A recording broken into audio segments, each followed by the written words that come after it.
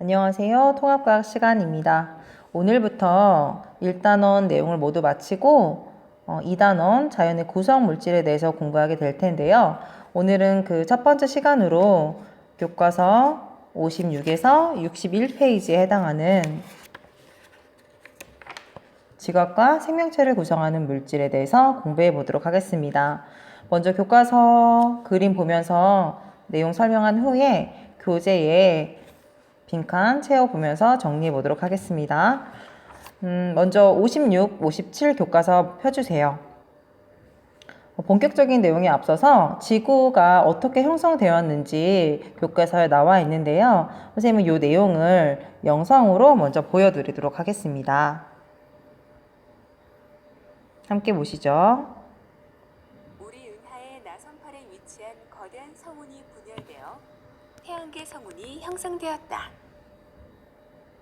태양계 성운은 회전하면서 수축하여 중심에서는 원시 태양이, 납작해진 원반에서는 여러 개의 고리가 형성되었다. 각 고리에서 수많은 미행성체가 만들어졌고, 미행성체가 충돌하고 결합하여 원시 행성이 만들어지면서 원시 태양계가 형성되었다. 원시 태양계가 형성되는 과정에서 원시 지구도 생겨났다. 미행성의 충돌열 때문에 지구의 온도가 상승하며 마그마 바다가 형성되었고, 지구 내부는 멘틀과 핵으로 분리되었다.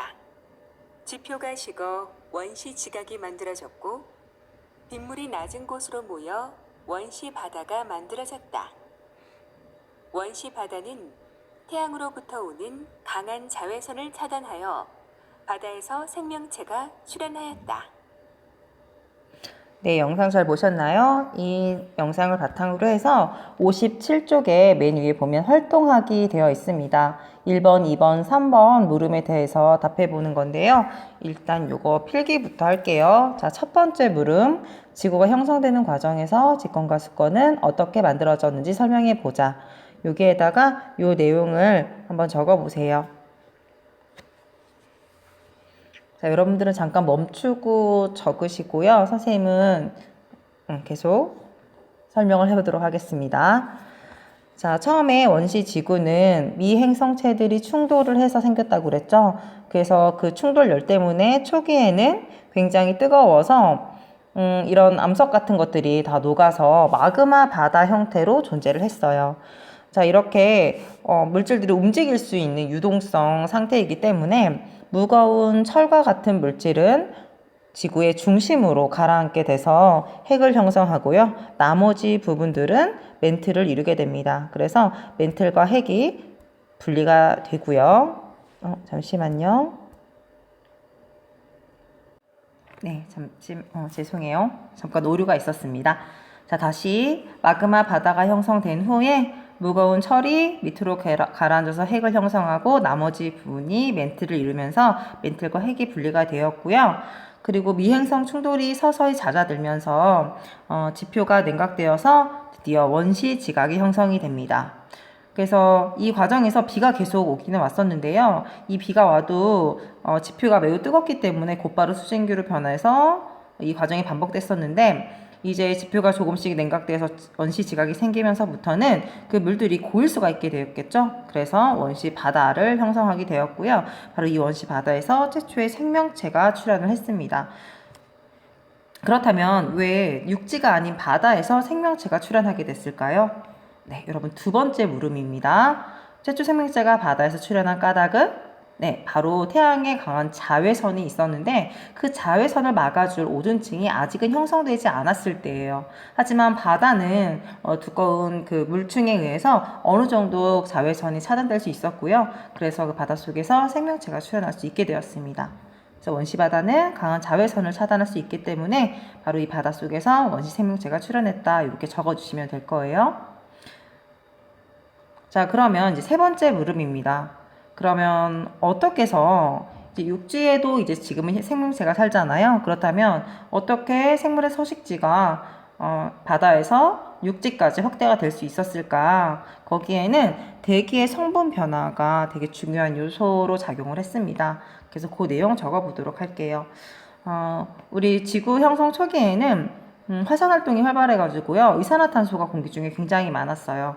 그런데 이것이 이제 바다가 형성되면서 바다에 녹아 들어갔고, 이 바다에서 생명체가 탄생했다고 그랬잖아요.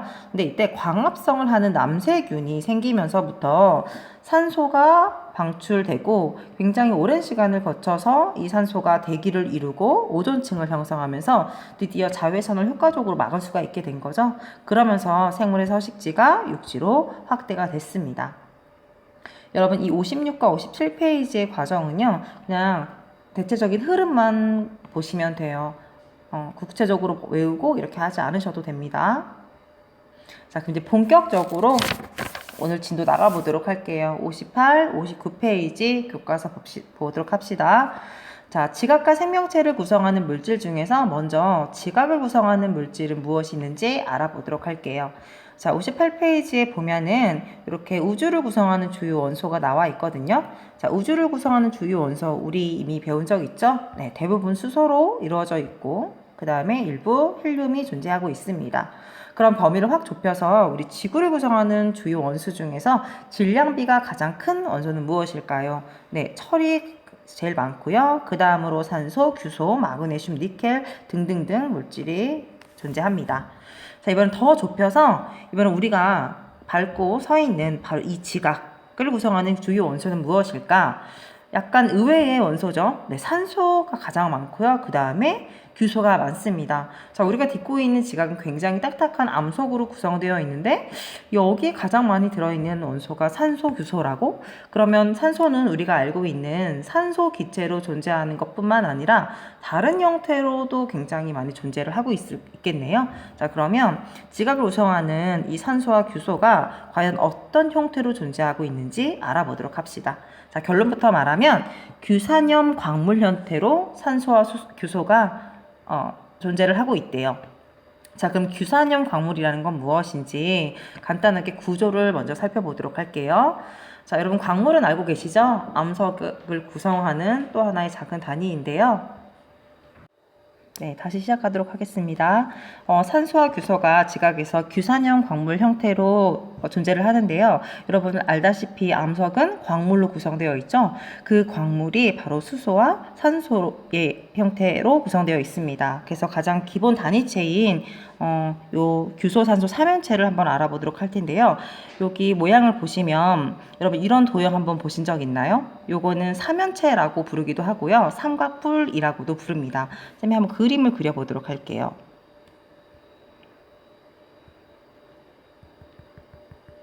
자, 이런 도형 상상해 가시나요, 여러분? 지금 삼각형 면이 총 4개가 존재합니다.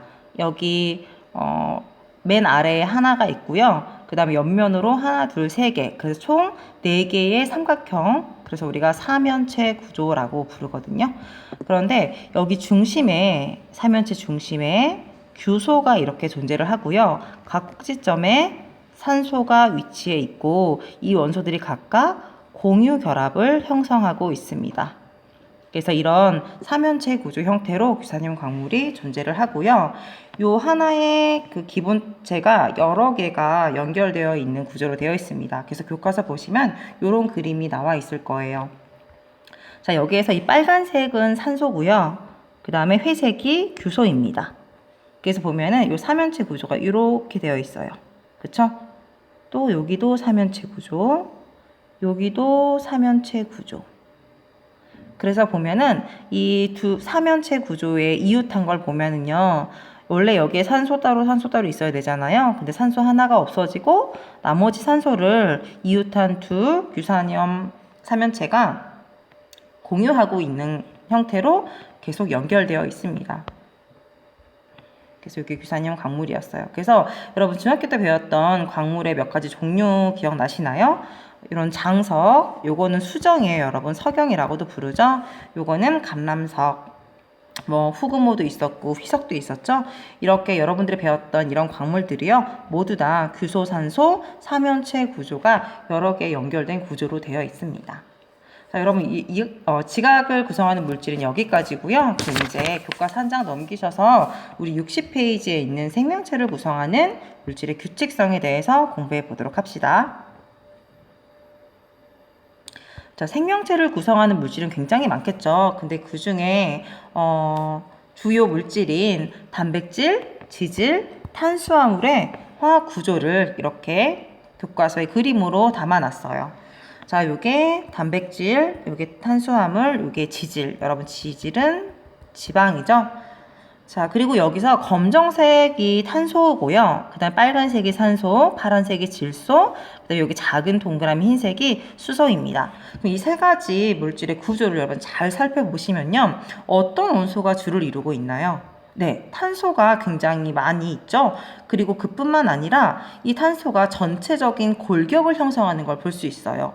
물론 탄소 말고도 산소나 질소가 중간중간에 껴있는 것도 있지만 기본적으로 탄소가 뼈대를 크게 이루고 있고요. 여기에 수소라든지 질소, 그 다음에 산소 원자들이 공유 결합되어 있는 형태로 되어 있습니다. 이렇게 탄소를 기본 골격으로 해서 다른 원자들이 공유 결합해서 만들어진 화합물을 우리가 탄소 화합물이라고 하고요. 우리 생명체를 구성하는 단백질, 지질, 탄수화물은 모두 탄소 화합물입니다. 그래서 여러분들도 탄소 화합물들로 구성된 생명체이죠. 자, 그렇다면 왜 하필이면 여러분 여러 가지 원소들 중에서 하필이면 기본 골격이 탄소로 이루어져 있는 이런 탄소 화합물들이 많이 존재를 하는 걸까요? 자, 거기에는 원자과 전자가 비밀로 숨겨져 있습니다. 여러분 원자과 전자를 한번 보시면요. 자, 탄소 몇 족이었죠? 네, 14족이어서 원자과 전자가 4개였어요. 산소는 6개이고요. 질소는 5개입니다. 얘가 16족, 15족. 수소는 1족이어서 원자과 전자가 1개죠. 아이고. 자, 여러분 그러면 수소는 몇 개의 공결합을 형성할 수 있나요? 네, 이 녀석은 1개의 공결합밖에 형성을 하지 못하죠. 그러면서 헬륨과 같은 전자 배치를 이룰 거고요. 질소는 18쪽과 같은 전자 배치를 이루기 위해서 전자 3개를 공유할 수 있죠. 공결합 3개 가능합니다. 공유결합 수라고 써놓을게요. 그럼 산소는 2개의 공결합을 형성할 수 있겠죠. 그 다음에 탄소는요. 4개의 공결합을 형성할 수 있어요. 따라서 탄소가 공결합할 수 있는 수가 가장 많아서요. 여러 가지 원자들을 결합시킬 수 있으니까 다양한 탄소 화합물을 만들 수가 있는 겁니다. 다시 한번 정리를 해보도록 할게요. 요 그림으로 선생님이 한번 봐줄까요? 요 그림으로 보시면은 요게 지금 탄소잖아요. 탄소 주위에 지금 산소하고 질소가 포함되어 있는데 여러분 지금 요 선 있죠, 여러분. 요 선 하나는 이게 전자쌍 1개를 뜻합니다. 즉 요게 지금 단일 결합인 거예요. 그리고 여기 지금 선 2개로 되어 있는 거는 이중 결합이거든요. 자, 그럼 탄소 주위에 결합 하나, 둘, 셋, 4개 있으니까 최대 4개까지 가능하고요. 그럼 질소 입장에서 보면은 하나, 둘, 3개까지 결합 가능한 거. 그림에서도 볼 수 있죠? 그리고 산소 입장으로 봤을 땐 주위에 하나, 둘, 2개밖에 결합이 안 되죠. 자, 정리하면 탄소는 원자과 전자가 4개예요. 그래서 최대 4개의 공유결합을 형성할 수 있다. 반면에 질소는 많아봤자 3개의 공유결합, 산소는 많아봤자 2개의 공유결합. 그래서 더 다양한 화합물을 만들 수 있는 것은 탄소다 라고 하는 거고요. 또 이것뿐만 아니라 탄소 화합물이 많은 이유는요, 또 있습니다. 바로 다른 원자들과 결합을 잘해요. 그래서 여기 보면은 메테인 분자가 있어요. 메테인은 탄소 1개에 수소 4개가 결합되어 있는 형태고요. 여러분 이런 형태 아까 뭐라고 그랬죠? 네, 규산형 광물도 이런 형태로 되어 있었죠. 네, 이게 바로 삼연체 구조인데, 자, 이렇게 삼연체 구조는 유지시키면서 전혀 다른 성질을 갖고 있는 물질로 바꿔보려고 하는 거예요. 그래서 수소를 단계적으로 염소로 하나씩 이렇게 바꿔볼 겁니다. 그래서 지금 요런 메테인 분자에 염소 하나 추가된 거, 염소 2개 추가된 거, 3개 추가된 거, 4개 추가된 거. 자, 보세요, 여러분. 탄소 하나만 가지고도요, 수소하고 염소를 조금씩 조합을 달리해가지고 성질이 다른 이렇게 5개의 화합물을 만들 수가 있는 거예요. 자, 그 다음에 또 한 가지가 더 있는데, 탄소가 다양한 화합물을 형성하는 이유, 바로 다양한 구조를 형성할 수 있는 거예요. 방금 전에 본 것처럼 탄소는 다른 원소들과 공결합을 많이 하기도 하지만 자기들끼리도 공결합을 아주 잘 형성합니다. 그래서 심지어는 이렇게 긴 사슬처럼 연속적으로 탄소가 공유결합되어 있는 물질도 있어요. 그래서 이렇게 긴 사슬 모양도 가능을 하고요. 이런 모양뿐만 아니라 이 기본적인 사슬에 중간중간에 가지가 달린 것처럼 이렇게 가지 달린 사슬 모양도 가능합니다. 그리고 고리 모양도 가능해요. 여기에는 쌤이 지금 육각고리 모양을 제시를 했는데 오각도 있고 삼각도 있고 뭐 팔각도 있고 십각도 있습니다. 그리고 여기에다가 더 더해서 결합이 단일 결합만 있는 게 아니죠. 그쵸? 이중 결합도 형성할 수 있고 삼중 결합도 형성할 수 있어요. 그래서 이런 모든 경우수들이 다 합해지면 굉장히 다양한 탄소화물을 만들 수 있게 되는 거죠. 아이고, 잠시만요. 선생님 또 PPT가 오류가 났나 봐요. 해결하고 들어오겠습니다. 잠시만요. 네, 들어왔습니다. 그래서 이제 결론은 생명체를 구성하는 단백질이라든지 앞으로 배우게 될 핵산이라든지 이렇게 굉장히 다양하고 복잡한 유기물들을 만드는데 바로 이 탄소가 되게 유리합니다. 그리고 핵산은 우리가 곧 배우게 될 건데 쌤이 그래도 그냥 알려줄게요. 요거는 RNA, DNA 유전 정보가 들어있는 물질이죠. 그리고 여기서 또 여러분들 잘 모르는 단어가 나왔어요. 유기물. 여러분 유기물 요건 여러분 쓸 필요는 없고요. 유기물은 뭐냐면 그 생명체와 관련된 탄소를 포함한 물질을 말해요. 그래서 여러분들도 다 유기물이고요. 생명체들 거의 다 유기물로 구성되어 있습니다. 네, 그러면 이제 교재 가지고 우리 다시 한번 정리를 해보아요. 자, 교재는 18페이지 펴주시면 돼요. 18페이지 자 보도록 합시다. 좀 빨리 할게요. 자, 우주를 구성하는 물질 가장 많은 것이 수소와 헬륨이었죠. 그리고 지구에서는 철 가장 많고 그 다음에 산소, 규소 순으로 그 다음 지각에서는 산소와 규소가 가장 많았고요. 당연히 이 지구와 지각을 구성하는 원소들은 우주에서 별의 진화 과정에서 만들어졌어요. 이건 이미 배운 내용이고요. 자, 지각에 가장 풍부한 원소가 바로 규소하고 산소죠. 근데 이 규소하고 산소가 규산형 광물 형태로 지각을 구성하고 있다고 그랬어요.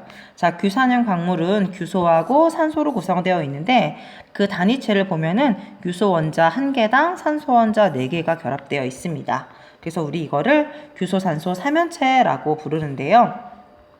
먼저 규소가 이렇게 삼연체에 결합을 할 수 있는 이유는 원자과 전자가 4개이기 때문에 그런 거예요. 탄소랑 동일하죠? 모두 이 녀석도 지금 원자 번호 14번으로 14조 물질이에요. 그래서 전자 배치를 그려보면은 양성자가 14개가 있고요.